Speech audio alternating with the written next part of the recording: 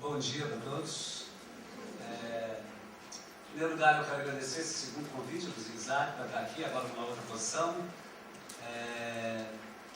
Eu estava falando hoje com as meninas aqui, com a Rita e com a Cláudia, que eu estou aqui hoje como vocês para assisti-las, o enorme conhecimento que elas acumulam e vão trazer para a gente, acionado por esses desfiles bacanas que a gente acabou de ver.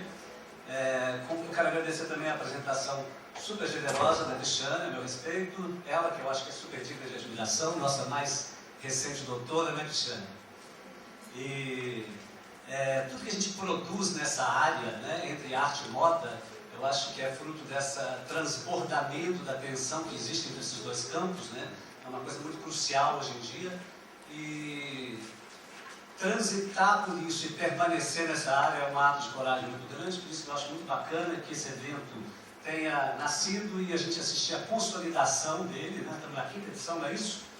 Então é muito bacana ver essa história tomando forma e acontecendo simultâneo, né, com uma apresentação de moda comercial aqui do lado, no São Paulo Fashion Week.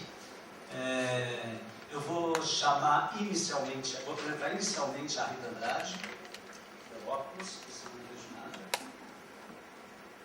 A Rita, ela é doutora em História pela PUC de São Paulo, é mestre na História do Tecido e do Vestuário pela Universidade de Southampton, na Inglaterra, é coordenadora do curso de Design de Moda da Faculdade de Artes Visuais da UFG, professora convidada do mestrado em Cultura Visual da mesma instituição, atua como professora e pesquisadora no campo da História, Design e Cultura Material, especialmente no estudo de acervos têxteis e de indumentária de museus, que são referências nesta área, incluindo o Museu Paulista de São Paulo, o Hampshire County Museum Services, em Winchester, na Inglaterra, o Victoria and Albert, em Londres, o Museum at the Fashion Institute of Technology, em Nova York, o Museu da Moda e do Tecido, em Paris, e o Museu do Tecido em Prato, na Itália, entre outros. Eu acho que eu já apresento a Cláudia também, né? Embora seja a Rita que vai falar primeiro, tá, Rita? Pode vir para cá, Rita, de uma vez?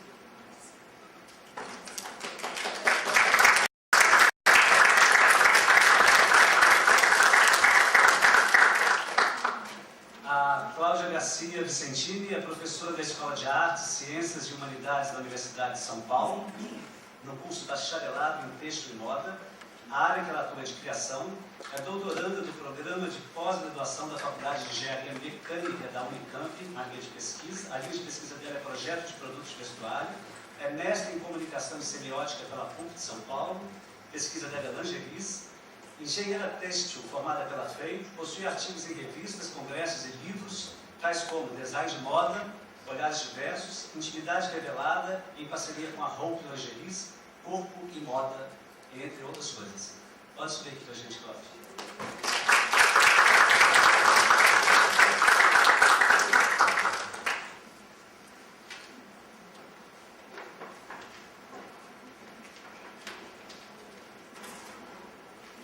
Então você abre para a gente. Bom dia a todos. Eu queria agradecer primeiro a Cris pelo convite. Há muito tempo que a gente ensaiava, né? Uma vinda minha, então eu fico muito feliz, assim. Eu acho que eu sou felizada de estar num grupo como esse, né? Um assunto que me interessa muito, que é tecido. E feliz de você ser o mediador, Eduardo, porque eu queria me aproximar de você há algum tempo. Obrigado, da Cláudia. Quando a gente assiste a desfiles como esses, né, foi a sensação que eu tive a primeira vez que eu os vi, é que pipocam, né, algumas ideias que se relacionam com aquilo que interessa a gente. Então, eu fiquei imaginando, e aí eu escrevi para a Cláudia, que eu não conhecia pessoalmente, a visualidade, né, dessas roupas, elas disparam naquilo que a gente já conhece de tecidos, né, a nossa experiência, e naquilo que a gente gostaria de conhecer, né? Então, o que eu trouxe para falar hoje não é nenhum tratado sobre os desfiles, tá? Mas são sensações que eu tive ao assisti-los e algumas coisas que me deixaram muito curiosas, e eu trouxe, na verdade, para debater. Eu não vou me referir o tempo inteiro há um desfile ou outro. Eu vou falar muito do Rinaldo, mas não porque ele me interessa mais. Vocês vão perceber que aquilo que eu vou falar tem a ver com os três. Tá? Vou falar também de algumas ideias que vêm de duas historiadoras que eu gosto muito e eu tive a oportunidade de estudar com elas. São historiadoras do design, uma chama Julie Etfield, a outra Leslie Miller. Então eu não vou falar o tempo inteiro dos conceitos das pessoas, mas quem quiser, enfim, uma referência no final, a gente pode conversar. Tá?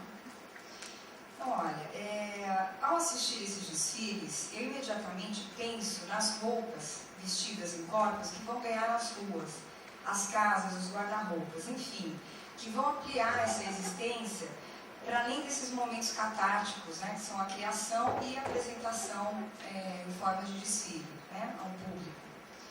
Pensando nisso, eu revirei ali as revistas recentes e encontrei na última Vogue de dezembro 2 depoimentos que me chamaram muita atenção. E eles dão uma ideia de como a roupa da passarela ela pode se desdobrar em outros estados, né, de vir a ser. Na seção de estilo da Vogue, tem uma matéria chamada Fidelidade Fashion. E essa matéria específica fez a seleção de algumas mulheres que são, aí eu vou transcrever, são devotas a seus estilistas. São embaixadoras informais das grifes e ganham esse status de VIP. Entre o Tufi Dueck, Glória Coelho e Escovitch, estava o Reinaldo Lourenço e uma das suas principais clientes, vou chamar de Tânia. E aí a matéria diz o seguinte: não foi fácil escolher uma mulher para representar o Reinaldo Lourenço.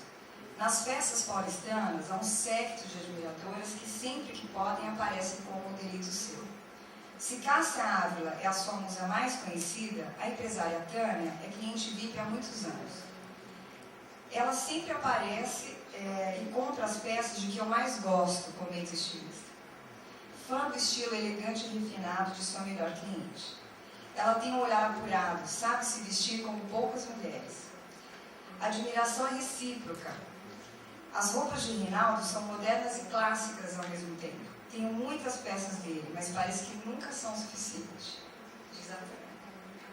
A foto que acompanha o texto mostra a empresária num vestido curto e sem mangas, feitas de um gazar de seda na cor palha, que trabalha os fitilhos, entrelaçando. É esse trabalho que a gente viu, que imita a palhinha, né, de encosto e assento de cadeira. É o mesmo vestido apresentado nessa coleção, verão 2009, que aparece nos anúncios das revistas, e como na Vogue, por exemplo, e na página do site do estilista. E tem inclusive um editorial curioso da Vogue, uma matéria sobre Peru de Natal. E o editorial é um cenário de uma cozinha, né, toda em vermelho, e tem esse vestido. Assim, é uma cena quase que intangível, assim, muito interessante. E todas essas coisas na mesma revista. Né. Muito curioso é ver a cumplicidade dessas imagens, inclusive da imagem dessa cliente que veste a roupa. Né. O cenário também parece o ateliê do estilista, com um fundo branco, né, e ela em pé, assim, numa posição muito, né, vertigada, e esse vestido. Né. Essas imagens, elas reforçam a construção, que é defendida pelo próprio estilista, né, na sua fala, de um estilo clássico moderno, baseado numa concepção, para ele, contemporânea de passado, de presente e futuro. Um tipo de equação temporal, e aqui eu acho muito interessante o que a Julie Etfield escreve a respeito do tempo para o design, né, que ela se refere da seguinte forma: a natureza relativista e subjetiva do tempo é encapsulada na comparação entre o estar à frente e manter-se conectado ao novo e o sentido estático de esperar pelo momento certo que nunca chega. E aí ela vai continuar a explorar essa ideia, dizendo que existem muitas maneiras do tempo infiltrar na materialidade dessas coisas que convivem com a gente no cotidiano. E aí eu não vou explorar a ideia de cotidiano, mas aqui é em contraposição a essas cenas, né, herméticas, né, da festa, do anúncio, enfim, ao cotidiano, né, do movimento, das ranhuras. Esse tempo pode ser experimentado através da duração, da frequência, da longevidade, da mudança e através, eu acho que aqui está o pulo do gato, né, da relação do corpo com as coisas do mundo material, porque o corpo convive com as coisas novas e as antigas, e as que ainda virão. Né. Experimentamos as camadas temporais que compartilham do espaço. Nossa percepção e experiência do tempo, elas são multiformes, e algumas coleções de moda podem representar essa amplitude ou restringir-se a um fragmento dela. Então, a escolha por um recorte de tempo, né, e portanto da vivência na coleção do Rinaldo, ele pode ser apreciado na forma como o desfile foi concebido, né, sem os pirotécnicos, os shows, né. Depois os anúncios com os modelos saídas de caixas empapeladas, eu não sei quem já viu, mas o site, né, atualmente a primeira página tem essa imagem. São modelos vestidos como bonecas saindo de caixas de papel, sentadas no chão ou em pé. Os gestos corporais que atendem a esse modelo de vestir são também aqueles parecidos com essas cenas mais estáticas, né? Que algumas vezes a gente conta em festa, o corpo parece que fica mais consciente daquilo que ele está vestido, então os gestos são mais controlados. E, da mesma forma, há situações em que a clientela parece se classificar, ela mesma, né? Porque as clientes, isso já é sabido, a maioria dessas peças mais complexas, elas são feitas sob encomenda, normalmente para festas. Enfim, essas representações de um tempo suspenso, ela desloca a roupa da vivacidade das ações de uma circulação social, de mover-se pelos movimentos e, com esse movimento, adulterar-se, expandir-se em novos estados que são imprevisíveis, né? Esses devires que somam a essa criação as dobras, a sujidade, a inventividade, né? A pluralidade no uso do corpo, do espaço e da casa também. Que essas roupas vão para o guarda-roupa. Né? Uma outra fala da mesma cliente, do Rinaldo, me levou a pensar sobre essa prática de elaboração das coleções que tem mais de 150 anos de história. Apesar de ser sempre avisada da chegada das novas coleções às lojas, a Tânia dispensa qualquer outro tipo de serviço VIP. Ela diz o seguinte: gosto de ir até a loja pessoalmente, ao invés de usar o delivery, e ver tudo o que tem nas araras. Assim não perco nenhuma possibilidade. Revela, né? Esse é o texto da revista. A elaboração de uma coleção de roupas na cadeia têxtil, na cadeia produtiva, inclui esse processo criativo, né? Que normalmente a gente chama de concepção, que é também temático. A categorização dos materiais que vão ser usados, a classificação de tecidos, outras matérias-primas, cores, texturas, modelagem, um mix de produtos, que é a escolha de quantas peças vão ser vestido, calça, saia, que vão se desdobrando em looks, né? E produções encadeadas em forma de coleções. Assim, no release dessa coleção de verão 2009, a gente é informado de que os destaques da coleção são o branco leite Parmalat, como o novo preto, aí já tem uma sugestão do patrocinador, o azul sobre o creme, que é uma referência às porcelanas francesas, que ele usa como mote da coleção, o melão dourado e os tecidos de fibras naturais, algodão, seda e linho, nas variações aí de ligamento, organza, crepe, cetim. Então há, como de costume também, as referências a um passado que é textual ilustrado, né, de uma história mais oficial. Né? E aqui a gente percebe, é fácil identificar uma referência aí à década de 20 e à década de 60. Né? Então esse mecanismo na concepção da produção da coleção, ele, no entanto, não está ileso às ranhuras, né, dos contrapontos que vêm das relações com os sujeitos.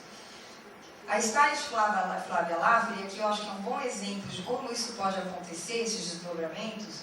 Ela é classificada no editorial como tendo um estilo mais conceitual, né? E aí ela vai citar os estilistas que ela curte, entre Reinaldo Lourenço, tem Glória Coelho, tem os internacionais, Helmut Leck. E ela confessa nessa entrevista que se arrependeu de não ter comprado, uma vez, os vestidos de renda navalhados do Reinaldo, que era uma coleção de 2001. Isso me fez lembrar muito do trabalho de curadoria dentro de um museu de moda, né? O que acontece na curadoria é que é preciso pensar numa coleção, né, e nos seus furos, né, o que falta nessa coleção. E essa ideia da Flávia, dessa peça faltante, me fez lembrar muito disso, né? É como se nós quiséssemos criar um ser capaz de existir especialmente pela aura imaculada de uma roupa que virou imagem. E sobrevive na memória ou de um tempo, né, em que a roupa fazia parte daquela coleção, né? Ela ficou estagnada naquele momento. Se esse projeto tivesse se realizado e a Flávia tivesse comprado esse vestido, talvez a roupa navalhada pudesse já ter sido usada, reutilizada, transformada, ou talvez tivesse mesmo ficado só nesse devir, alguma coisa imaterial, esse desejo realizado dela. Uma parcela faltante dessa coleção que temporalmente é a Flávia. Então a roupa é, na verdade, a imagem da coleção, né? E ela não sofreu os processos que a roupa material, o objeto, sofreria, como o envelhecimento, né? O desgaste, o uso, enfim, aquilo que faz dessa roupa uma nova roupa a cada uso. Por isso, talvez, seja muito difícil balizar o tempo, né? O tempo da memória afetiva pode, talvez, na minha visão, ser um pouco mais árduo de ser realizado do que o tempo que é pré-moldado nessas referências iconográficas do tempo passado, né? Que é um tempo mais, vamos dizer, mais público do que particular, né? E que no caso da moda a gente conhece como as referências às décadas do século XX ou aos séculos passados. Ainda é na matéria-prima e nas variedades em que ela pode ser arranjada e articulada na construção das roupas que está o principal informe estético-cultural das criações de um estilista ou de um coletivo como o estúdio. No blog do Melchizedek, e aí eu vou só colocar para vocês, não é uma coisa importante, enfim, a imagem do blog, com o título Rascunhos, as fotos mostram os desenhos das roupas, traços que devem ser bordados se o estilista continuar seguindo a linha dele de criação, e um último comentário no final, que é depois só peneirão, né? Então aqui estão os traços mais gerais da coleção para ser refinada. Há aqui uma amostra, que é o que vocês veem, do material que ele vai usar, que parece um maço de fibras endurecido, né? E a gente reconhece esse material nos croquis em mais de um look, usados de formas diferentes. Então, assim como o Reinaldo, como o estúdio e como a maioria das outras coleções que a gente conhece, o material passeia pelos looks, desdobrando-se nas formas, nas texturas, oferecendo uma plataforma de criação, né? Um eixo estético que possa talvez permitir opções para os clientes, né? Combinações mais amplas. Um vestido pode ser feito com uma grande quantidade desse maço, por exemplo, como a gente vê, né, aqui, ou ele pode ser sugerido em faixas num outro momento, enfim, o uso desse material, né, a experimentação com ele, ela vai se desdobrando numa coleção. Melchizedek tem falado em entrevistas recentes, e no blog a gente encontra isso, sobre o seu processo de trabalho em design de moda. Ele já fez exposições em galerias, já fez exposição inclusive numa estação de metrô aqui em São Paulo, na Ana Rosa, e ele tem experimentado sair um pouco da classificação que ele próprio fez do trabalho como conceitual, né? Ele desenvolve coleções para uma marca que tem loja aqui na Vila Madalena, chamada Refazenda. E aí, falando sobre essa parceria que ele faz com uma outra estilista, ele diz o seguinte: o mais interessante na parceria é a troca de informação e estilos. Tem um trabalho muito voltado para o conceitual, e nessa coleção eu consigo treinar um pouco mais, né? Me desfazer um pouco de mim e percorrer outros territórios. Aí ele segue descrevendo o uso dos tecidos, essa brincadeira que ele tenta fazer com os materiais, inclusive enxugando a aplicação deles nas roupas, como uma forma de expandir o seu universo criativo, sem desprezar a vida que ainda vai acontecer, né? O que está por vir no uso dessas roupas. Então, e aí eu acho que já para finalizar, e depois a gente pode conversar mais sobre essas ideias, a circulação das roupas e as relações que vão acontecendo aí com os sujeitos, os corpos, seus modos e as fantasias de existir são menos classificáveis do que pode prever o mercado ou o próprio estilista. Uma biógrafa, e eu falo da Leslie, que é historiadora, ela escreveu a biografia de Balenciaga, ela diz que a principal dificuldade que a imprensa encontrou em lidar com o trabalho de Balenciaga era classificá-lo, porque ele não enquadrava nem no clássico, nem no moderno, nem no vanguarda. Né? As criações do Balenciaga, para essa biógrafa, partiam de uma experiência muito mais afetiva do que mecânica. E as técnicas que ele usou, inventou e se apropriou para realizar esse projeto dele eram recursos para as experimentações. Né? Então, diferentemente da Chanel, por exemplo, e do vestido preto de 1926, para as editoras de moda ficava muito complicado classificar e tentar encontrar um ícone de Balenciaga para explorar, né? Pela imprensa. Então, parece que aqui está um desafio ao estilista, né? Ou a um grupo de estilistas, fazer do seu projeto um projeto maior, que investigue as ações que sua roupa tem nos corpos e nos espaços, né? De como essa roupa vai ressoar na vida. É isso. E aí, vamos ver a Cláudia agora.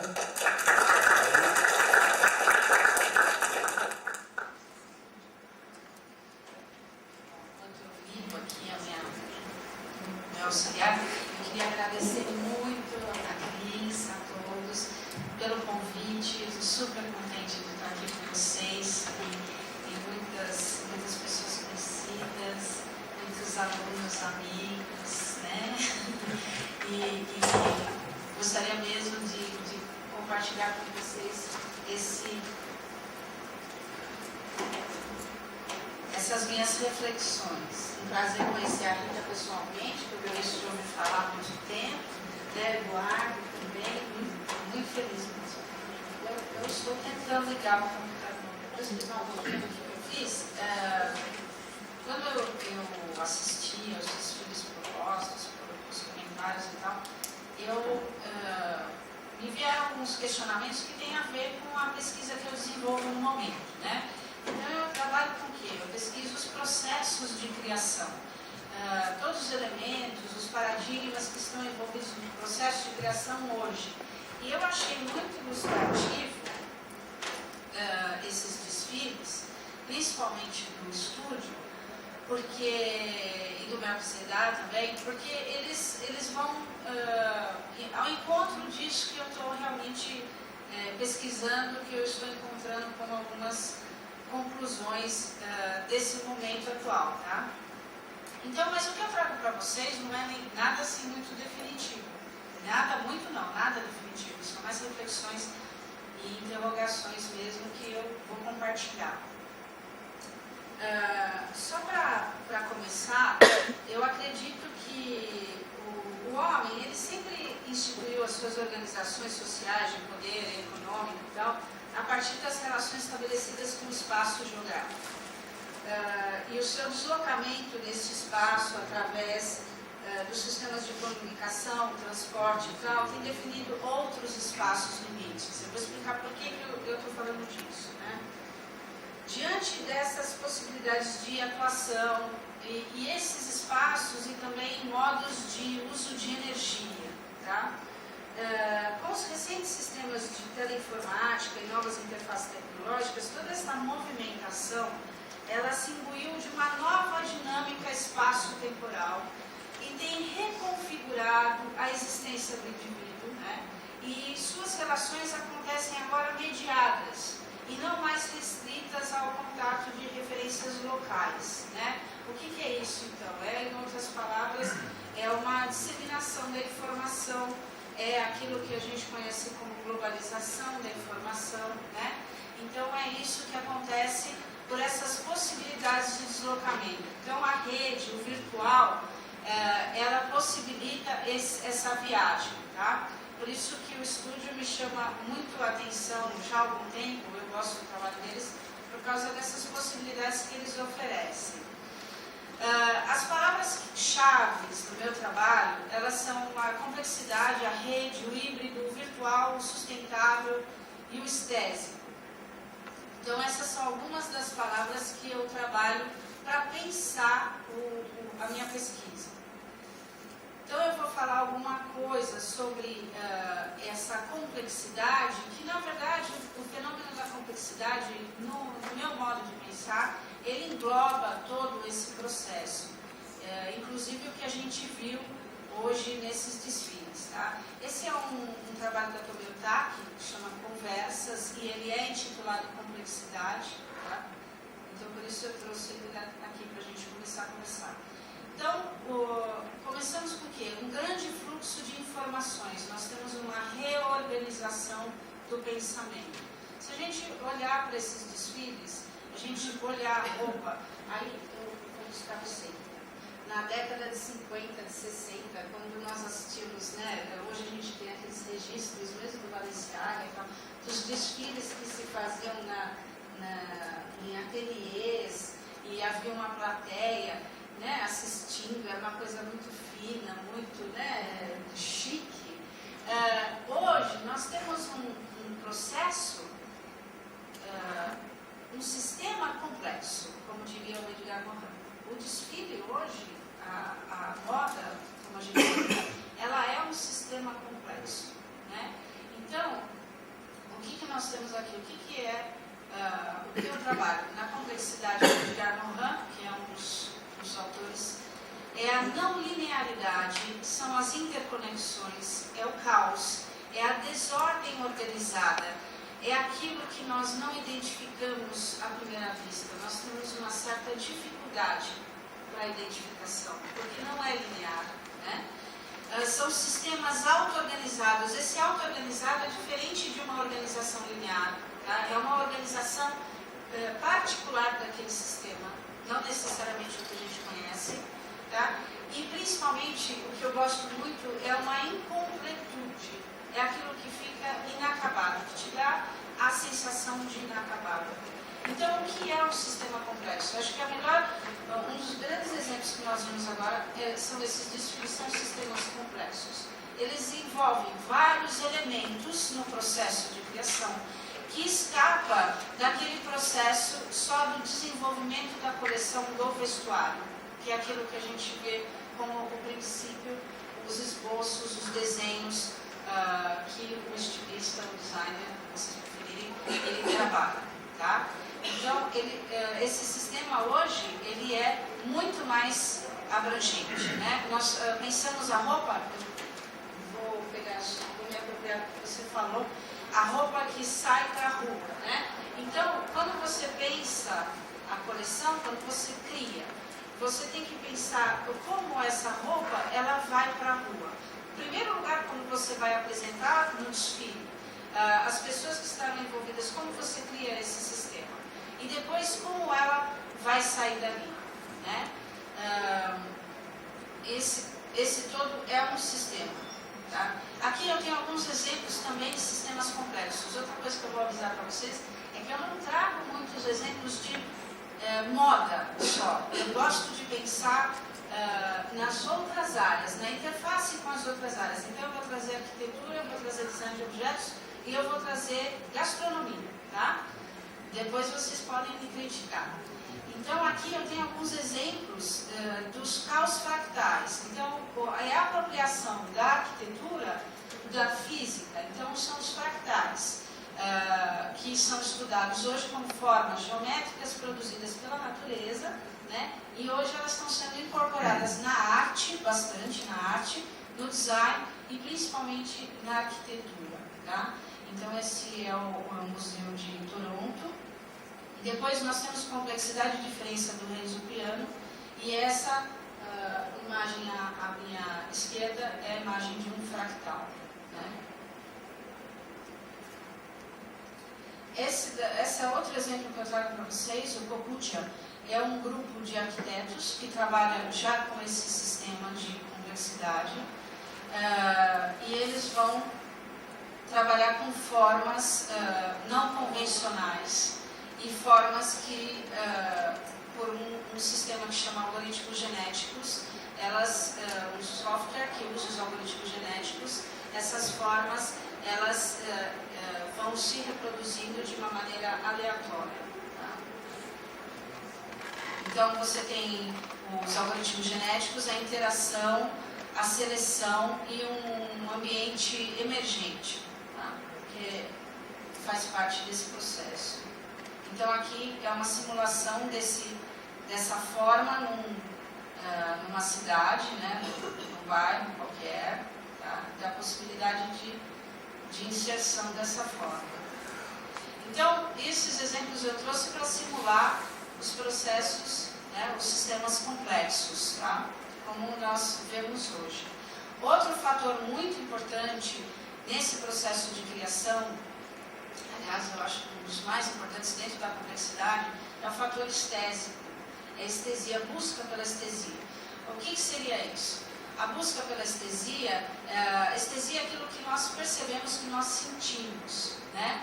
Então, a estesia ela vai se traduzir no vestuário, no tipo de tecidos que nós temos à nossa disposição hoje.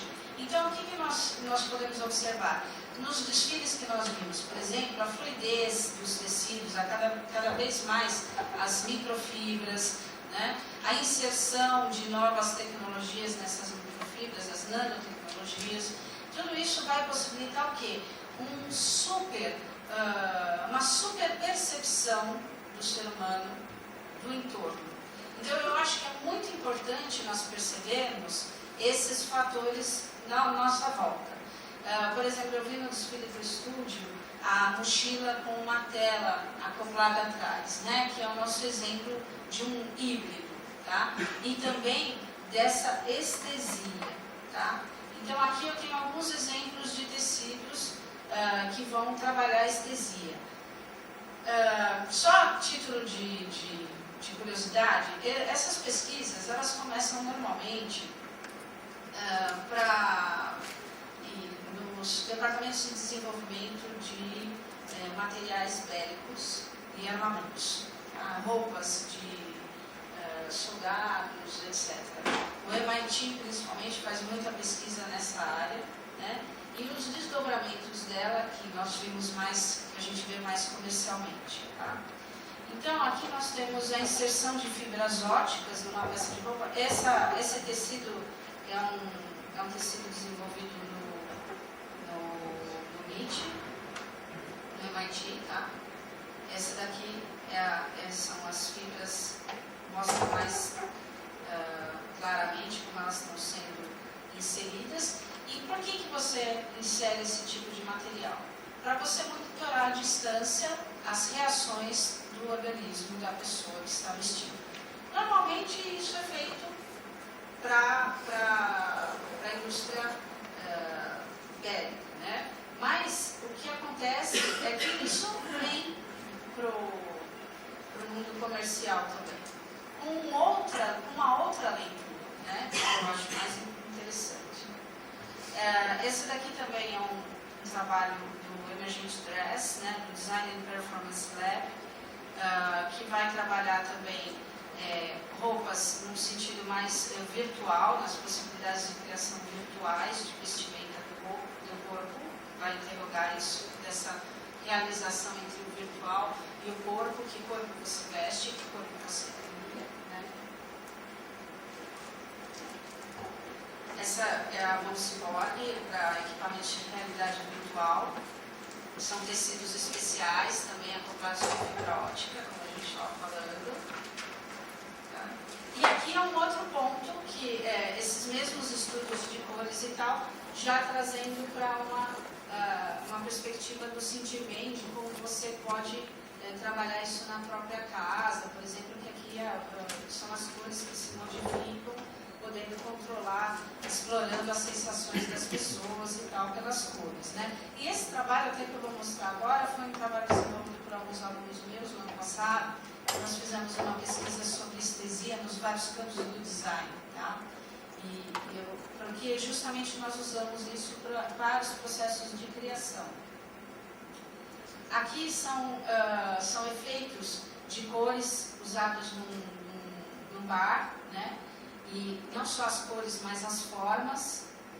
E eu acho que vocês podem ver que são as mesmas linguagens. O que nós assistimos agora nos desfiles, e que nós estamos vendo, por exemplo, em design de interiores, ou mesmo nas roupas militares, são as mesmas, né, são os mesmos elementos usados de maneiras diferentes. Tá? Aqui é um outro... Quem é de Belo Horizonte, eu acho que conhece. Olha, que interessante o efeito que se dá com a linguagem visual da estamparia, né? E isso, o que cria? É um efeito, uma sensação, né, explorada por aqueles que frequentam o lugar. Você tem uma sensação ampliada do desenho da parede, né? Esse é outro, em Melbourne também. Aí a mistura de materiais que chamou muito a nossa atenção também no design de interiores. Então nós temos tecidos pendurados no teto, né? E toda a parte de decoração das paredes, a luminosidade, os tecidos, as cores dos tecidos compondo com a luminosidade do ambiente, né? Criando esse efeito íntimo, acolhedor, né? Vocês veem que a possibilidade de misturas, é isso que também eu acho muito interessante, é essa possibilidade de misturas que você vai tendo a partir dessas experimentações. Esse também é outro efeito. Então, olha, a gente pode observar, quando eu estava vendo o desfile do estúdio, eu achei muita similaridade com esses trabalhos aqui. Eu vi uma possibilidade de conversa muito grande, porque eles usam os elementos geométricos também, né? Criando uma sensação. Você observa no desfile, e isso é importante, em todos os desfiles, essa questão da coerência visual. Você tem uma coerência que ela cria uma percepção no usuário, e isso não é por acaso, isso é pensado, essa percepção ela é pensada, ela não está ali por acaso, né? Que é a mesma coisa que está acontecendo, por exemplo, aqui, nessa imagem no design de interiores, onde você vê as laranjinhas colocadas na parede numa imagem, né? E a outra mostrando como essa mesma colocação ela vai criar um jogo com o teto e tal. É uma cozinha, né? Agora eu vou entrar um pouquinho. Essa imagem está invertida, vocês me desculpem. Vou focar. No design gastronômico. Então, olha, também outra coisa interessantíssima, a comida não é mais só comida, né? E já faz algum tempo, estou falando de um lugar comum. Hoje você tem todo um estudo de composição de cores e formas também no prato, né? E aí, eu acho interessante quando o Reinaldo Lourenço vai buscar nas porcelanas de cedro, eu acho que é cedro, né? Nas porcelanas de cedro, todo o motivo para a composição da coleção dele. Olha o intercâmbio que ele vai fazer aí, tá? Então, olha a comida se transformando, né, no design. Lápis, em próprio utensílio, reverter, isso eu acho interessante também pensar, é reverter, repensar, reorganizar o uso que você dá para o objeto. Como você pensa no objeto. Né? Então, é o chocolate que não é só chocolate, ele é também um utensílio para você comer alguma outra coisa, tá? Então, é subverter o uso, na verdade. E essa exposição Graphic Award, que a temática da exposição era fast food no design que você pode comer. Eu não sei se vocês já devem ter visto essa exposição, foi super interessante, né? É o design que você pode comer.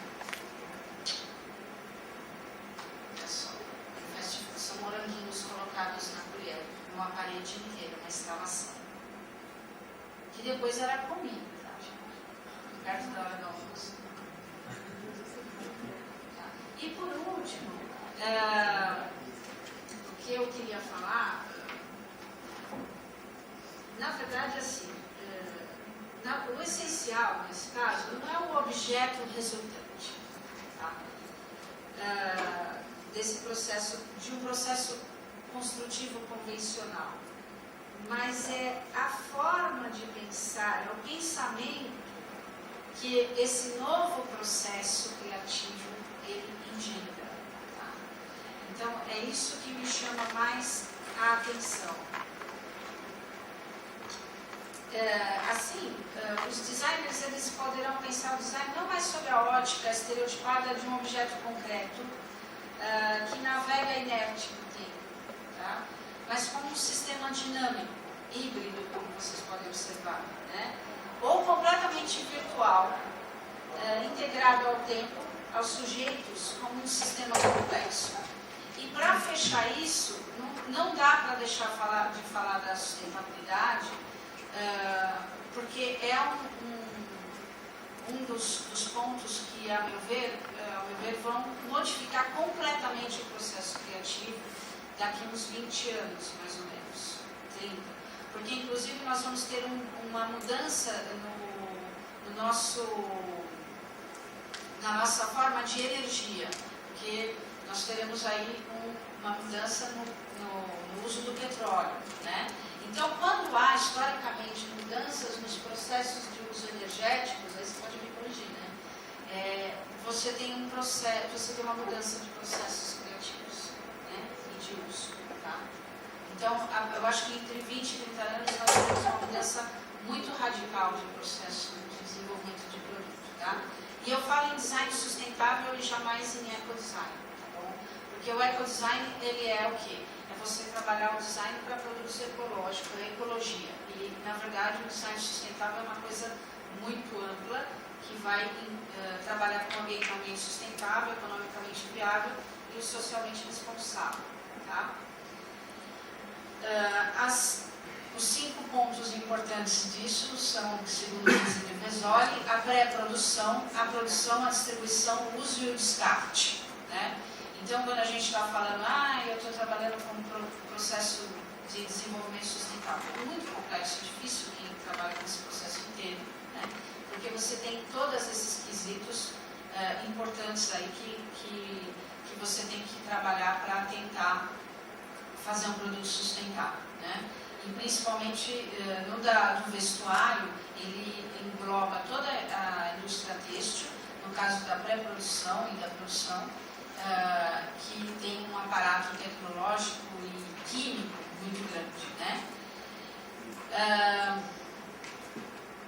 E aqui eu tenho alguns exemplos desse pensamento do sustentável, né? Da reciclagem dos irmãos Campana, dos arquitetos, do Magma England, e o Design for Disassembly do Marco Capellini, que é uma bota de esqui tecnologia, tecnologia à base de jato de água. E esse que eu gosto muito também, que são sofás de papel reciclado. Para fechar, fazer uma conclusão, que eu trouxe um monte de conceitos, né?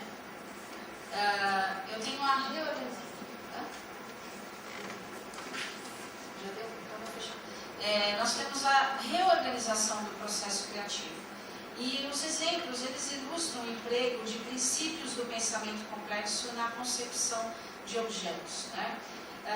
E mostram que a adoção destes princípios convida, sobretudo, a uma reavaliação das relações entre o designer, o usuário, o objeto, das estruturas como um fluxo de energia, de um novo entendimento da organização, da integração do tempo e do reconhecimento da sua interferência nos sistemas como um todo.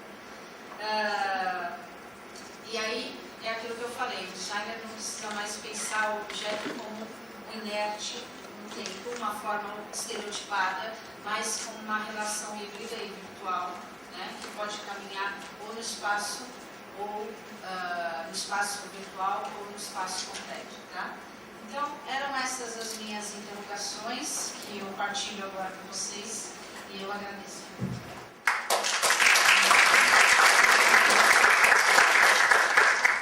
Obrigado, Cláudia.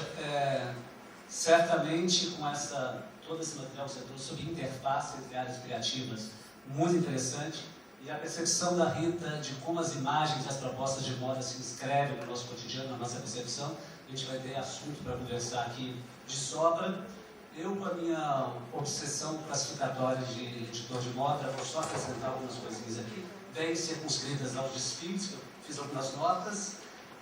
O desfile do Reinaldo, eu gostei da sua percepção, de como a imagem que ele cria, de alguma forma, se descola de uma ideia de desgaste, de uso, né? São imagens um pouco anacrônicas, assim, ela baseada um pouco em arquétipos femininos, bailarina, boneca, todo um universo um pouco fora de contexto, assim, fora de realidade, mas que ele trata isso de uma maneira muito interessante. Eu diria que a memória, no caso que é um assunto que a gente se propôs a discutir hoje, no caso do Reinaldo, ela é uma memória técnica e estilística, né?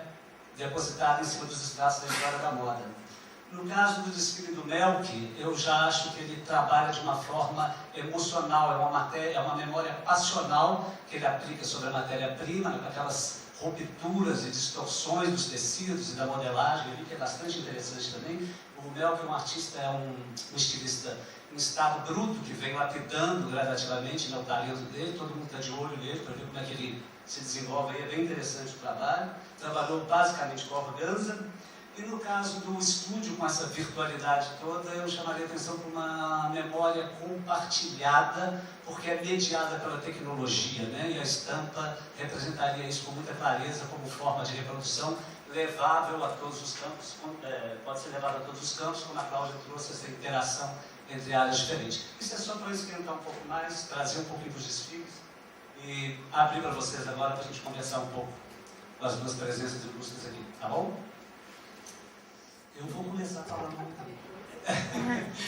Eu queria perguntar para as duas, queria que vocês falassem um pouco, trazendo bem para o campo da moda, como que essa brevidade do tempo da moda, essa aceleração do tempo de vida de produtos, esse tempo curto, afeta a constituição de uma memória. Se é possível a gente constituir realmente uma memória com esses produtos que são tão voláteis, ou que tipo de memória a gente consegue constituir a partir disso? Queria que vocês falassem um pouquinho. A Rita primeiro, é o assunto dela, depois a gente desloca.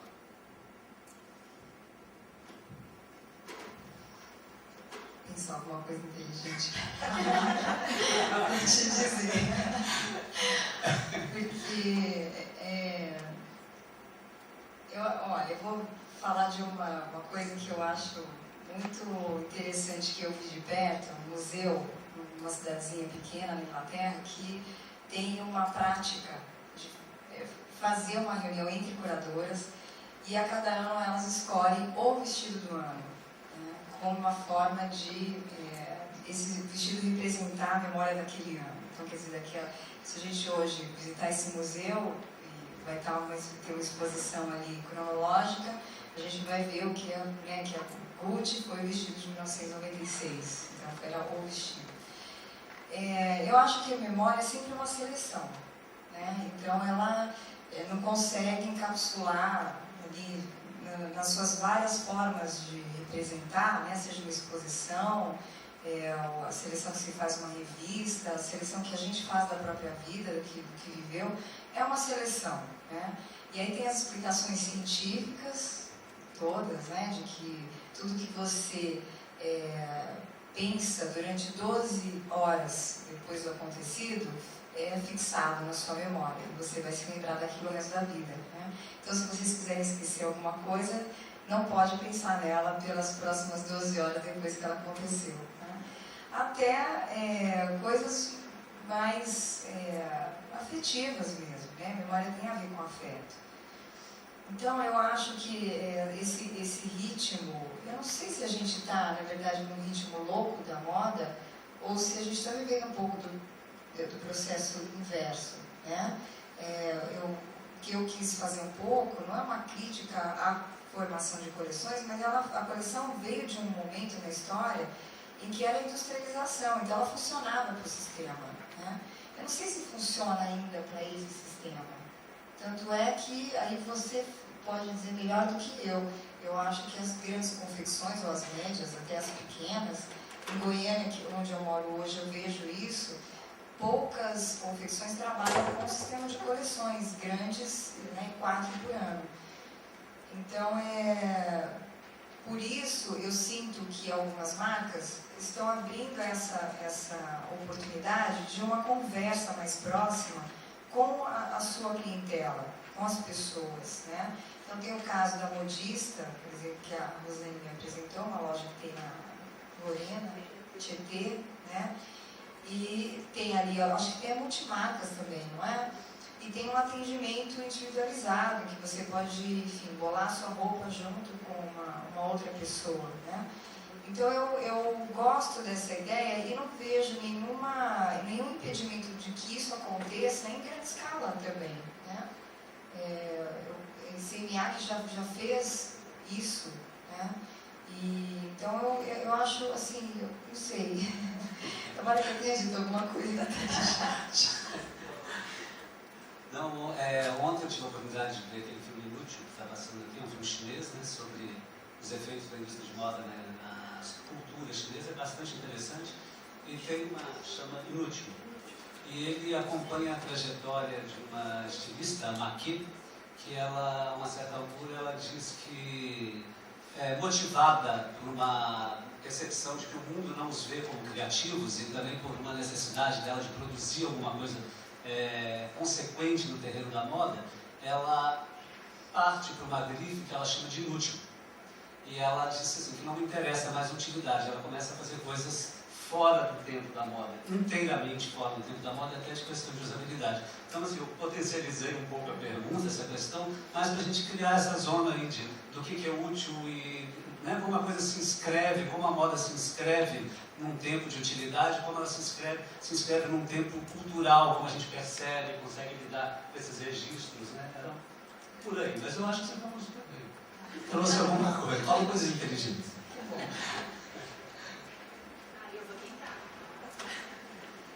Eu achei interessante isso que você fala da China, porque eu estava fazendo uma pesquisa recente agora de papers, e as últimas, assim, um número enorme de pesquisas são do Politécnico de Hong Kong e dos Politécnicos de Seul. Então, essa história de que a China não é criativa, isso já é uma fantasia, porque é assim, e eles estão com pesquisas interessantíssimas nessa área. Eles estão desenvolvendo o estudo dos processos criativos, e isso me chamou muita atenção. Eles estudam os processos criativos dos grandes estilistas, né? Então, essas universidades elas estão buscando um aprimoramento que eu achei muito interessante, né? E o pessoal fala, não, a China copia. Não, a China não vai copiar mais, não. Isso daí pode esquecer, porque as pesquisas que eles estão fazendo não é sobre cópia, né? Então, eu acho interessante falar sobre China. E falando sobre memória, porque a China, o Japão, os países orientais, né, eles têm uma tradição muito grande. A preservação da tradição é muito importante para eles, né? E eu acho que, por incrível que pareça, apesar desses processos globalizados e dessa disseminação, até que eu mostrei um pouco de informações e tal, eu acho que há uma preservação, até em algumas comunidades, assim, uma fúria de preservação das suas tradições e das suas memórias. Eu já vi isso em algumas comunidades rendeiras, aqui no interior mesmo do Brasil, eu tive a oportunidade de ver isso, né? Uma fúria mesmo em proteger os seus conhecimentos através da oralidade e tal. Então, eu me questiono um pouco também. Essas duas forças têm ação. O Fernando ontem falou sobre o bordado, né, Fernando? Um tempo desacelerado, né? Muito interessante. Realmente as duas coisas estão coexistindo. Cristiane, você tinha... Então, primeiro eu queria agradecer muito a mesa de hoje, a presença de vocês, Rita, Cláudia, que realmente é um prazer tê-las juntas, inclusive. E Eduardo, porque eu comecei falando porque eu sabia que ia dar nisso, né? Hoje eu tinha certeza. Eduardo é um pesquisador transversal, a meu ver, e que ao qual eu venho acompanhando há muito tempo essas, né, invenções que você vai fazendo entre os campos, com os campos, né? E vocês, né, você com todos o doutorado recente da Rita também, aí presente nas suas ideias, e a Cláudia com exemplos tão ricos também visualmente para a gente tentar pensar. Então é um presente isso para o zigue-zague, porque é isso que a gente vai fazer aqui mesmo.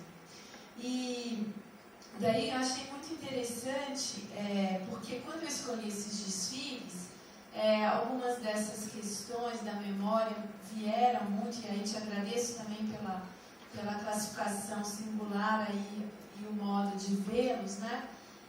Mas eu tenho uma questão que talvez pudesse trazer mais do campo de cada uma de vocês e da pegada que vocês deram para esses desfiles.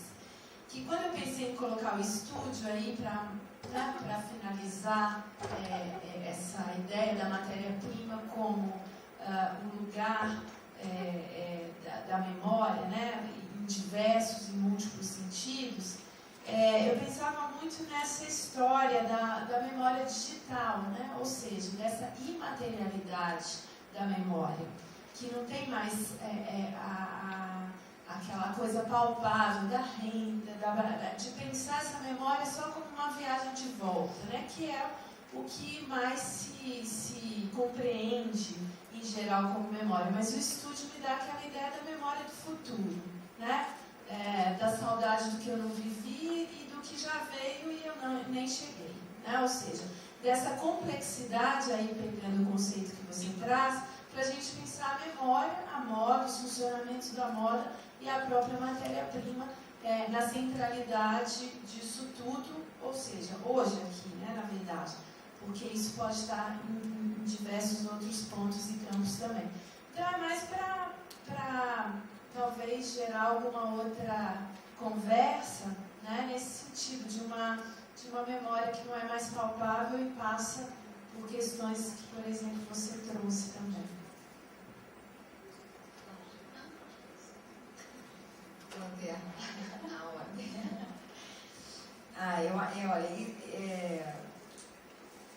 Eu acho que essa questão assim tem me pegado assim, ultimamente, sabe? Principalmente depois de pensar, porque para quem a maioria não deve conhecer, eu fiz um trabalho sobre um vestido, estudei um vestido que está no museu, aqui no Museu do Ipiranga. E eu comecei a estudar, olhando mesmo, né, os aspectos físicos, e dali eu fui desdobrando o que tinha acontecido, por onde ele tinha passado, quem tinha vestido e tal. Então era uma relação muito física, né? E aí eu fui percebendo que, não só nesse vestido, em outras coisas que eu vi, que existem também essas ausências, né?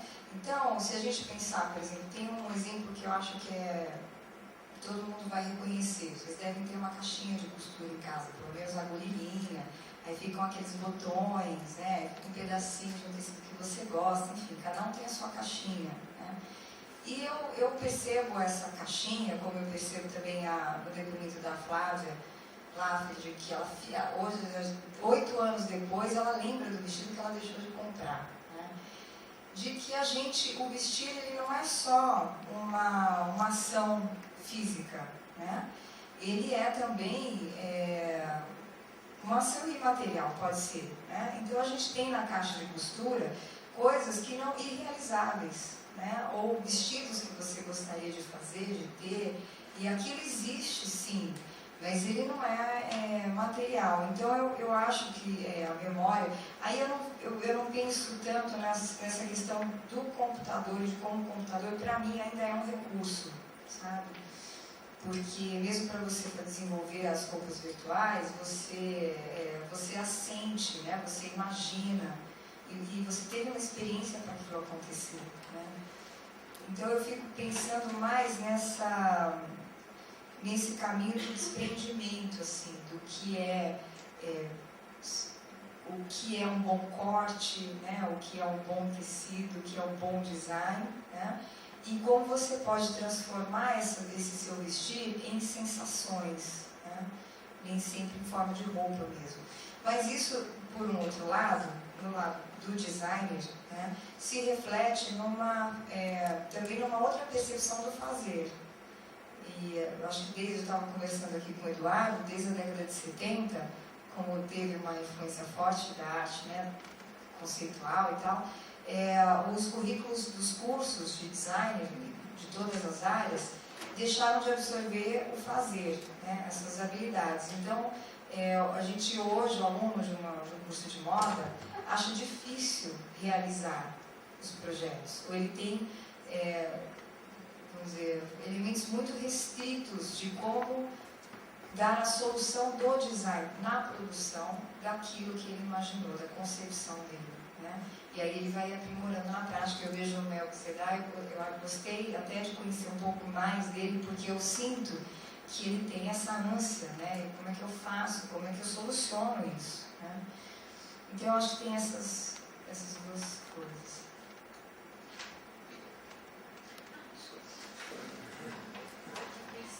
Estava falando, eu lembro, quando a gente fala de estesia, né, do aspecto estético, você estava falando do vestido, né, do pegado, do tecido. Então, o tecido, eu trabalho com tecido há muitos anos já, né, e essa parte assim, sempre teve essa coisa do tocar, do pegar, né, e é lógico que isso é uma memória afetiva, esse tocar, pegar, ele vai te remeter a alguma coisa que você já conhece, que já está construído como sua referência. Então, a estesia, por isso eu tenho estudei isso no mestrado, na questão das lingeries, da percepção do tecido. E depois, isso foi me chamando a atenção na questão afetiva. E ela entra muito forte na memória, quando eu li o Casaco de Marx, que eu acho que todo mundo já deve ter lido também, né? A roupa, né, que te traz uma memória, um conhecimento, ela tem a forma do corpo, ela adquire essa forma no movimento, que é o uso, né, e aí ela evoca esse conhecimento, né. E uma outra coisa também que eu li, que eu achei muito interessante, que me fez pensar bastante, foi sobre o tricô, e os vazios dos pontos do tricô, não o tricô em si, mas o vazio do ponto, né, o espaço entre eles, e o que aquilo representa, o desenho que ele traz, não o tricô em si, mas o vazio do ponto, que é um desenho que ele forma também, é o negativo do desenho. Então, isso é sempre para mim, essa questão do tecido, eu acho interessante pensar nas tecnologias, nessas novas tecnologias, e de como isso, e eu não fiz essa ponte ainda, tá? De como isso conversa, de como dialogam essas duas coisas, que a princípio elas parecem muito distantes uma da outra, né? Porque quando a gente fala de tecnologia é uma coisa fria, distante, não é essa a impressão que a gente tem? Eu pelo menos tinha.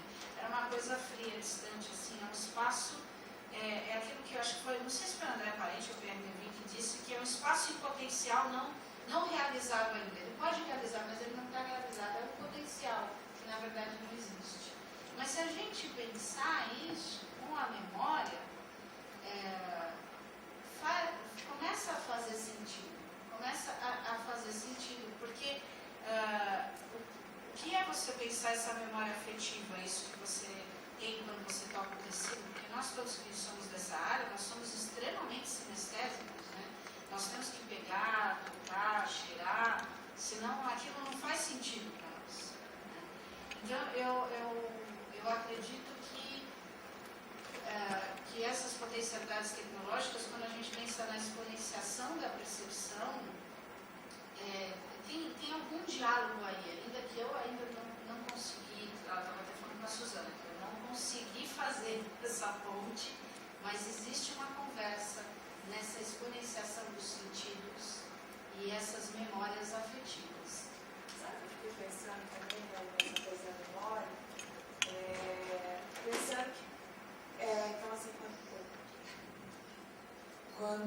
gente fala no tecido, na coisa do contato, do toque, né? Mas eu fico pensando nos meus irmãos mais novos, que tem uma memória digital absurda, é mais HD do que qualquer outra coisa. Então, esse é um outro tipo de memória também. Né? E são memórias que, tudo bem, está dentro da gente e tal, mas tem esse HD e elas estão em formato digital.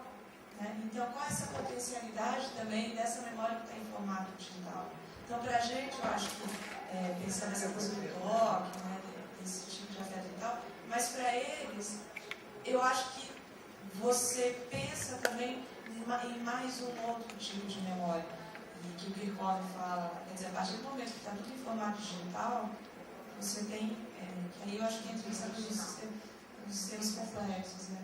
E que aí a gente, acho que para quem acabou desde confecção, trabalhando com moda e tal, a gente começa a pensar assim, bom, então tem esse passado aí que daí a Cris falou também, a Cris, a Rita, não, passado construído, ou às vezes, quer dizer, construído, quer dizer, a gente constrói dentro da nossa cabeça, a gente constrói para o formato digital. Até tem uma coisa de um neurocientista que fala que até o nosso próprio passado, ele é selecionado, né? Porque a gente cria uma noção de passado que seja mais confortável para a gente pensar no nosso próprio passado.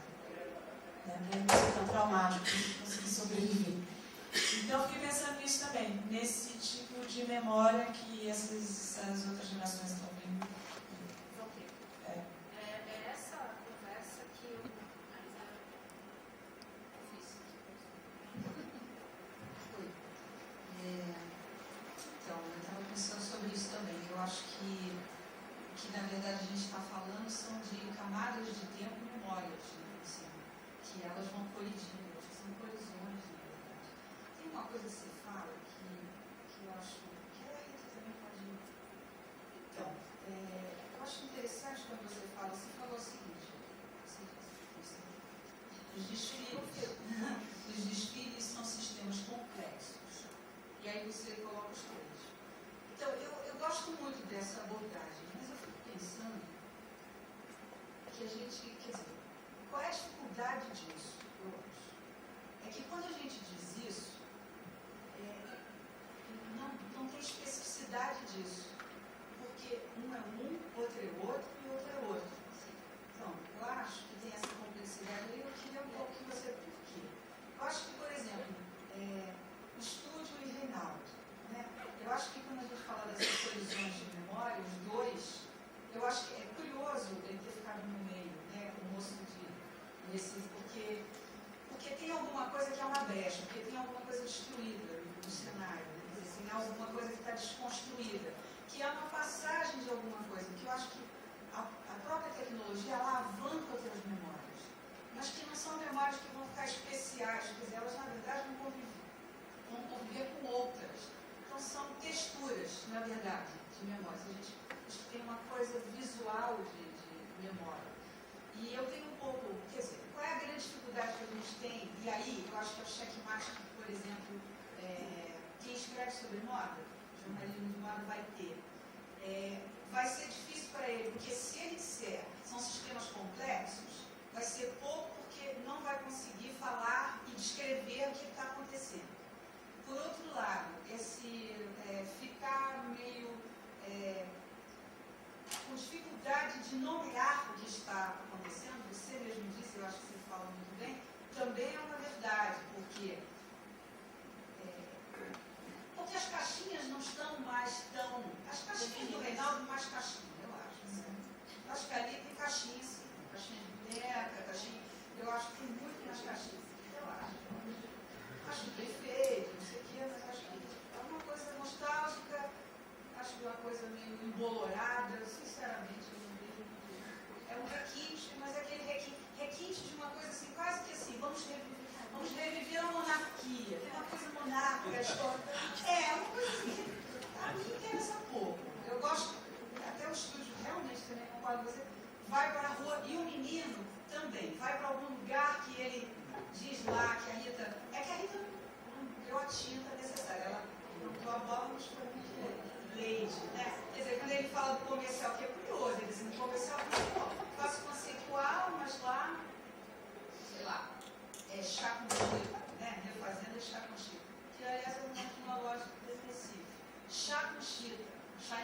laser, por exemplo. Então é aquela tralha, eu pego, tem que carregar nas costas. É outra memória nefasta, que a gente acaba ali perde a gente. Eu acho que tem milhões de coisas. Então eu acho interessante como um sistema, mas eu acho que na hora H precisa ter mais cartografia para dizer isso. Eu não sei como faz. Eu estou te enchendo o saco, porque na verdade eu quero aprender com você como é que faz isso, porque eu queria saber qual é o caminho das pedras. Na verdade é isso. Estou sendo bem pilantra. Então, Que eu já é, te bom, convidei para fazer os caminhos das pedras. então, eu acho isso. Acho interessante quando você aponta, mas tá, então sistemas complexos. Tá, então eu vou entrar então, no sistema complexo daí. E aí eu queria só falar uma coisa. Eu vi a cobertura muito rápida do GNT Fest um dia, que eu estava lá de Bolívia. E aí, mas foi ótimo. Eu vi o Rio Hype Fashion. Então tinha o desfile oficial e tinha umas meninas muito novinhas, tinha uma mocinha que eu não consegui guardar o nome dela, que ela Não trabalhava... era a Fernanda e ela não? Não, a Tem Fernanda um é trabalho interessante interessante. também. Essa era uma mocinha que trabalhava com um rapaz que desenvolveu softwares de modelagem e que dão modelagens muito esquisitas. Então, o que ela tem que fazer? Aquilo é quase que impossível do corpo vestir, mas aí ela pega aquilo e aí ela vai tentando pensar, quer dizer, ela vai testando isso no corpo. E a moça era muito curioso isso, porque aí eu achava bem legal. Então, tentar sair de...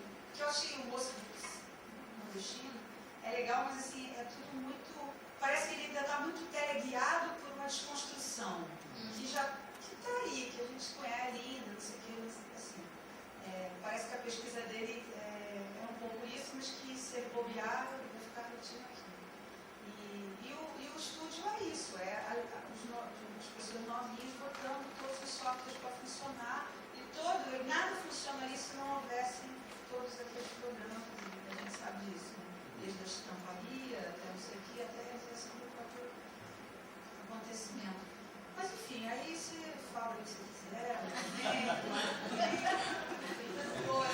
Que eu falei o que eu quero. Não é nenhuma resposta, mas é uma coisa que fica na minha cabeça. Como é que se lida com isso? Olha, o nosso tempo está encurtando bastante. Acho que a gente só tem tempo para mais uma. Ali atrás, ó. Posso Desculpa. Agora as duas vão falar. Então, vou trocar figurinha aí. É o seguinte, assim, quando eu falo do sistema complexo, do desfile, não é só o desfile, na verdade. Todo o processo é um exemplo do que o Mohan chama de sistema complexo. Eu acho que é um bom exemplo, na verdade. Porque ele envolve N variáveis para se completar, né, para agir como um sistema. E que vai desde a cenografia, da música, de como ele pensa o desfile, os modelos e tal, os grupos, como ele vai colocar isso na passarela, os modelos que ele vai escolher, que a gente estava comentando, que eles têm, o Rinaldo Flores tem uma preferência por um determinado tipo de modelo e tal. Então, isso é o que eu chamo de sistema complexo, né? Na verdade, é um sistema auto-organizado. É isso. Mas realmente não dá para sair, eu acho que não dá para ir, como você falou, para o jornalismo, por exemplo, não. Isso é uma coisa mais para a gente pensar sobre isso, né? E desmembrar, na verdade. Desmembrar como isso acontece. Como o exemplo da arquitetura, aquela arquitetura do Museu de Toronto, que é um exemplo também de sistema complexo, quando ele utiliza várias referências na construção do museu, materiais, referências, percurso do usuário dentro do museu. Isso eu acho interessantíssimo, que é a movimentação do espaço, né? E eu acho que a pensar a roupa nessa movimentação do corpo, eu acho muito interessante questionar isso. Eu acho que a gente está muito preso a um passado, a uma memória, a uma construção onde você usa saia, blusa e camisa e calça, e você, eu não sei bem como a gente desconstrói isso, mas é uma coisa que me incomoda bastante, sabe? E esses sistemas complexos vêm começando a me despertar, a questionar, a pensar como você pode mudar isso. E essas percepções da exponenciação, a tecnologia que traz para esses novos tecidos, eu acho que elas possibilitam pensar outras coisas, né? Subverter o uso, na verdade. Né? E aí você me falou um pouco mais da memória tecnológica, né? Então, eu acho que essas novas gerações que vêm aí com o pessoal que estuda, a memória deles é essa. É na tecnológica, é diferente da nossa. Isso eu estava pensando até para dar aula. E aí vocês me desculpem, eu muito coloquial, porque eu estou buscando refletir mesmo e conversar, né? Até para dar aula. Porque a memória deles é completamente diferente da minha, por exemplo. A construção, acho que até você pode me ajudar nisso, a construção dessa memória, é muito, muito diferente deles. Eles têm essa memória digital, para eles isso está integrado na vida deles. Faz parte. Eu acho que como não se concebe, para eles não existe a vida ou a construção de alguma coisa sem isso, sem esse aparato todo. Mas aí a gente não toca na ótica dele, mostra na ótica do digital, ele pode dar uma impressão. Não, sim, aí troca. Eu acho bacana. Esse aqui é o grande lance, eu né? sou, acho que sou. Não, Não, soma, mas é uma bobagem. Sabe o negócio de faz engraçado? Porque hoje você tem aparatos totalmente digitais com uma lógica tecnológica. tem isso. Então, como que faz isso, eu acho interessante, porque já está aí, né? Isso já está aí. E outra coisa das caixinhas, eu concordo plenamente. Eu também acho que o Reinaldo tem as caixinhas muito bem definidas, assim, né? Muito certinho e tal. O Nelson Sedar, eu vi algumas coisas dele, não conheço a trajetória dele inteira, mas eu acho que ele está no meio do caminho aí, não sei para onde que ele vai, não. Mas a construção dele de desfile eu achei bastante cenográfica, né?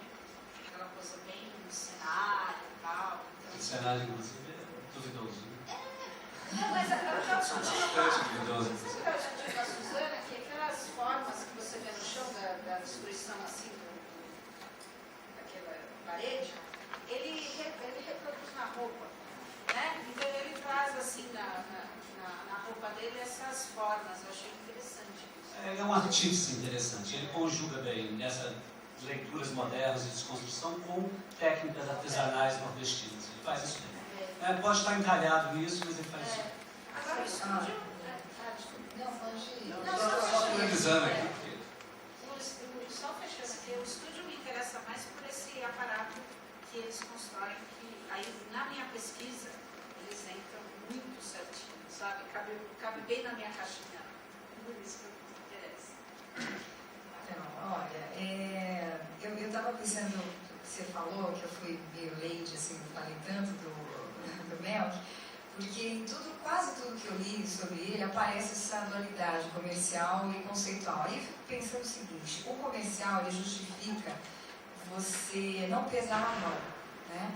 E o conceitual, por outro lado, justifica você pesar a mão, né? Então, é um nó que não se desfaz, né? É terrível, mas não se desfaz. Então, aí a memória e ouvindo da Cláudia, nisso eu acho que eu discordo um pouco de você. Eu acho que esse universo virtual, essa imaterialidade, ela é tão real quanto a materialidade. Ela existe, a gente sente, a gente vive aquilo, né? E eu também não sei se eu não conseguiria dividir por geração diferentes tipos de memória, porque eu acho que eles não são classificáveis em tipo. Memória é uma coisa que a gente nomeou, né, uma forma de sentir, de perceber o que a gente viveu, o que a gente vai viver, é uma percepção, né? Então eu tenho uma filha também de 3 anos, né, e um enteado de 12, que tem uma familiaridade assim invejável, né, com o mundo virtual, né, com esse mundo digital. Então mas eu não me sinto muito à parte dele, apesar de conhecer muito menos, né? Então eu queria dizer isso da memória, que eu sinto, apesar de estar ainda no início de descobertas, né, que é uma realidade tão forte, né, quanto a material. Né?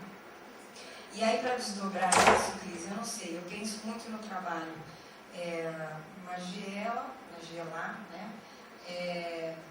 Magiela, no português. Eu fico pensando nessa tentativa de não se apegar sempre ao novo, sabe? De esquecer essas classificações temporais e de fazer uma reorganização desse universo. Então, isso eu gosto muito. E aí eu lembrei de um outro estilista que eu conheço há pouco tempo, mas que já tem um trabalho há uns últimos 10 anos, trabalha como designer, que é o Matthew Williamson, que também faz, ele pensa nas roupas de brechó e faz essas roupas novas. Então, acho que são formas, sabe? Eu acho que é isso, assim, né? E aí, para terminar, eu acho que você falou do estúdio. O que talvez seja interessante é que o estúdio não trabalha com a mesma sazonalidade do que os outros dois. Eles ficaram aí, acho que uns 2 anos fora, né, desse circuito de coleção sazonal, né? E esse projeto, ele se integra a outros projetos de comunicação visual e gráfica. Então, eu acho que dá uma certa liberdade isso, de você explorar outras coisas, usar a matéria-prima como o Melk faz, mas não a matéria por ela, não a estampa digital por ela só. Né? Ela se integra a outras histórias. Eu acho que isso é interessante. E o Reinaldo, eu acho que é isso. Né? Ele tem lá, ele tem a clientela dele. Ali atrás, tem o microfone? Você já está? Posso, né? Meu nome é Carmen, eu sou de Recife. Fui aluna de Rita, Cristiane, Rosane também já. Virtual, viu? Foi online. Virtual. Eu queria só fazer um registro, porque eu assisti uma palestra do Melk falando sobre o processo criativo exatamente dessa coleção que foi mostrada hoje aqui. E o processo dele é muito interessante, porque ele também é artista plástico, né? Então, ele se envolve muito com a temática que ele trabalha. Ele faz uma pesquisa muito profunda, né? Nesse caso, era o amor de Camille Claudel e Rodin, né? E a primeira coisa que ele cria são os materiais, são os tecidos. Né? Ele não cria primeiro o desenho, para depois criar material, trabalhar material, mas ele trabalha primeiro o material para depois ele chegar aos desenhos. E ele vai a fundo mesmo nessa criação do material, porque o que ele queria dar um efeito ali era de algo quebradiço, né? E a organza, no caso que tinha no mercado, ela não dava esse efeito. E ele chamou 2 pesquisadores da Universidade Federal para trabalhar um produto que, sendo usado na organza, desse o efeito que ele queria que fosse dado, né? Quer dizer, que ele imaginou na concepção do conceito dele, né? E ele mesmo faz os testes. Então, esses pesquisadores conseguiram achar um produto que desse o efeito no material, mas ele próprio fez milhões de testes até chegar ele disse que é cheio de queimadura e tudo, porque ele, no ateliê dele, ele próprio que faz esse tipo de teste. Então, até ele conseguir chegar àquilo que ele quer. Então, eu acho que é complexo, porque não é uma coisa tão simples como a maioria das pessoas pode pensar que seja chegar a uma conclusão ali na passarela, né? Chegar àquela conclusão. Não é tão simples como a gente pode pensar. E eu perguntei a ele se era muito difícil, porque a princípio, como você olha a roupa dele, é realmente bastante conceitual. E se a produção daquela roupa era viável, né? Se havia uma viabilidade naquilo. Ele disse que aprendeu com o tempo, e na verdade ela parece ser complexa, mas a modelagem é uma modelagem que é prática para que ele produza aquele prêt-à-porter, né? Que logicamente não é um prêt-à-porter, é um prêt-à-porter de luxo, vamos dizer, ele não faz tantas peças, mas faz. Ele tem que trabalhar a loja do país. Então eu achei interessante, já que vocês estavam falando disso, e como ele dá importância ao material, né, à temática primeiro, ao conceito que ele vai imprimir ali e ao material que ele trabalha. Para ele é o mais importante. O material para que